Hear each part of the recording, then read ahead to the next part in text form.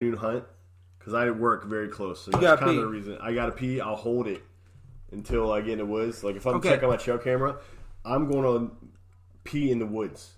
Create a mock scrape. Okay, no. I don't know if I'd do that. I don't know if I'd go make a mock scrape, pee in it, get up in my stand and hunt it. No. I'm talking about checking cams. Yeah. I don't care about peeing in the woods, dude. Peeing in the woods is like... It's It's going to turn into pneumonia or whatever, mono, whatever the heck it's freaking called. Uric acid is going to turn. It's going to turn into, acidic acids or whatever. Right. And, but I'm hunting the stand. It's the afternoon. I hunt the weekends, so I won't be there all week. Right. On the way out, I'll stop, You'll do what you got to do my business, Yeah. roll out, and every time I've done it so far, I've done it twice. I've only peed in it twice because I feel like you pee in it one time, you create it, the deer coming there, you've succeeded. Right. Because now there's deer scent there. Right. But I will go over there and freshen it just to see. I'm experimenting. I'm playing. I did the exact same thing. Every single time I've had deer the night of or quickly after the next day and following They're on. just looking like pee is pee, and they're going to be like, what? Who made this? Or what is this? I got to get back on my spot. So I did the exact same thing about 2 weeks ago. So I found a scrape. It was like it was a real scrape. It was a real scrape. And then I found a rub about 30 yards away. And then it was quiet for about 60 yards. And then I found another rub, another scrape. So what I did was I kind of connected the dots, and right on the 30 yards past seeing the last one in between the next one, You made your own. I did my mock scrape. And I marked it on Hunt Stand. And you put a camera in front of it. Yes. I didn't put a camera in front of the other ones. I put a camera in front of the one that I did.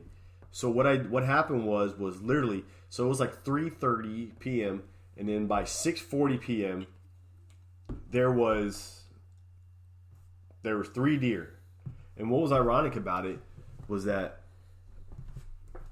one was a buck, and it's that 7 that I got my eye on right now because I feel like I'm on them. I think it's the one that's making all those marks, but it's also that little 5 that walks around the same area too. He'll make it too, but They might be. I the think they're thing marking the is same about shit. that is if that 7 is the dominant buck in there, that's his scrape. All the other deer community is going to use it, but that's why he comes to freshen it. Yep. When you see a dog walking down the sidewalk, they pee on everything. Absolutely everything. What's the next dog do?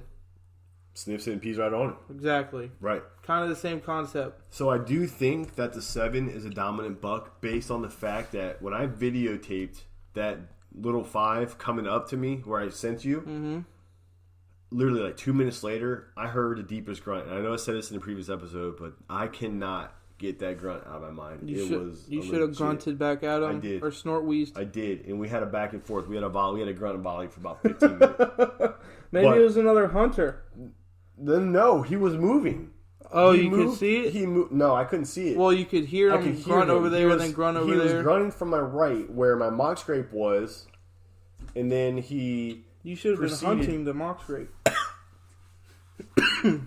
I was on my mock scrape where I saw the deer, but he was over there at the previous, like when I connected the dots. He was on one of the dots that I was connecting, and then I saw him walk. It was kind of like the creek line, and then so as far as I'm facing, he was walking from right to left, but he didn't come to me. Where then that little buck came straight to me. So that big grunt was straight, like just straight up like, dude, get out of my spot. So I know that's the dominant buck because that was the meanest grunt I've ever heard in my entire life. And today, I'm preparing myself. I'm already looking at Hunt Stand. I'm already looking at all my stuff. I've already loaded my truck, and I'm going to be right there. I'm going to be in between. And tell me if I'm wrong. This was probably, what was it, 2 weeks? It'll be 2 weeks on, it's like 12 days ago. Am I wrong for following his path, or should I continue on the scrape line? No, you're not. Because I followed. So when I got down, dude, I followed his path. He didn't do any of that. I'm a full believer that a buck isn't really going to take the same path as a doe unless he's on her. Right. But if a buck is on a doe, yeah, it's going to take the same path. But if a buck is looking for a doe, he's going to be taking a different path. Right. He's still going to hit the scrape if he needs to freshen it. If he feels like he needs to hit it, he needs to hit it. But the doe trails are going... So say the doe trails are going up and down. That's what the little buck was going. Down below is bedding, and up above is food, water, acorns and creek. Is it acorn and creek? And so he's going to have his scrape line either going diagonal. Yes. So it's diagonal. He was at 45. But the does will move like this. But if a buck is looking for a doe, he's going to cut those trails on that transition line of... Right. So say it's thick bedding to hardwoods, he's going to use that transition, and he's going to hit every single doe trail through there to pick up on the hot doe. Right. And then right. He's always going to use his wind because they're smart as crap. But yeah, you definitely played a win right on that. And that's where me doing my research, and guys, do your research to figure out where the wind is, because if those of you who don't believe in wind and wind movement and your placement based off of the wind, you've got to figure that out. You've got to get yourself in the mindset of playing the wind, because especially if you're bow hunting, your wind is everything.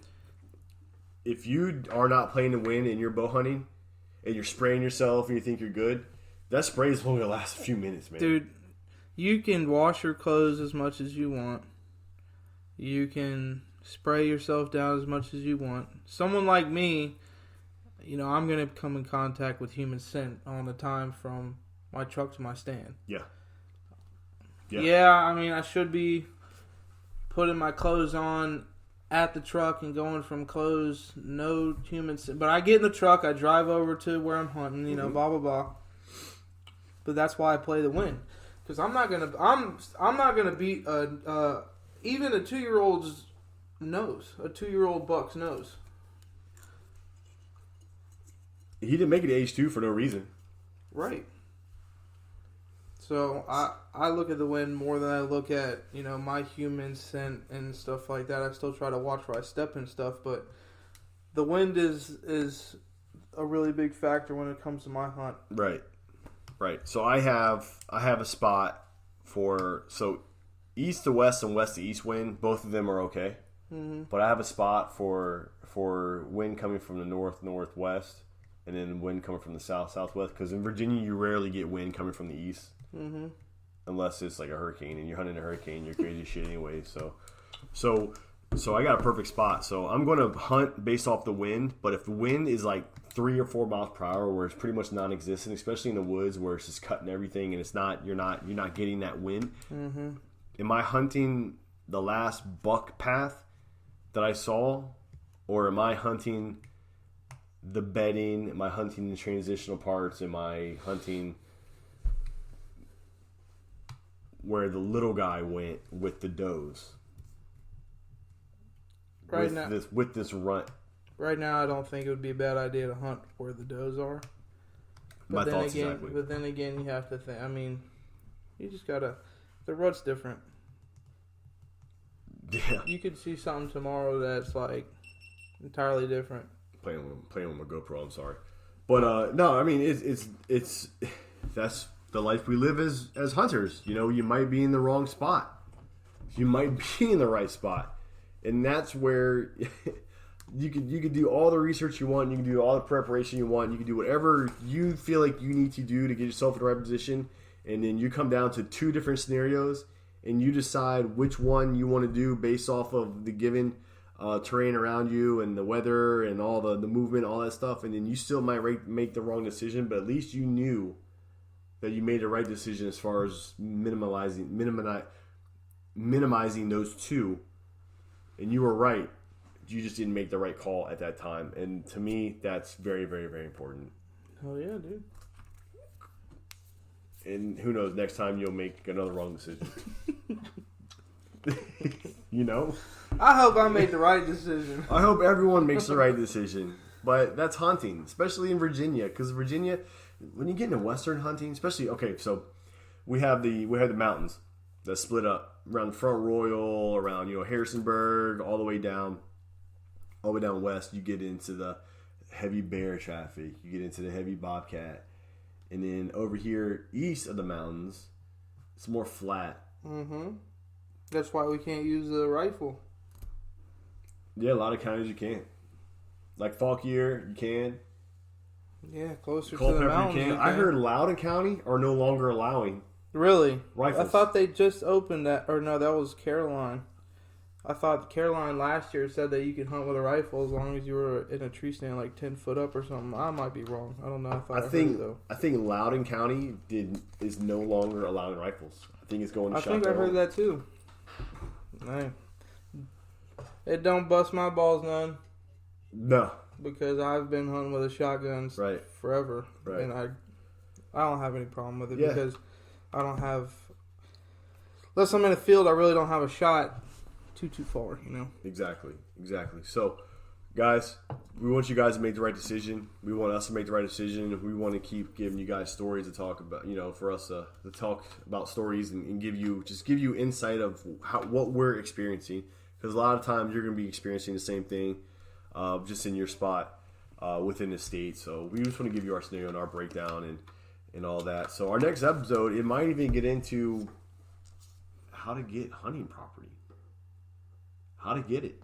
How do you obtain hunting property? We might need to get into that. We might need to get into ways of networking because Connor and I met through networking. We were two hunters who got together through networking, looking for places to hunt, people to hunt with, and that's it. That's it. So yeah, we'll definitely get into that because I think that's important. I think a lot of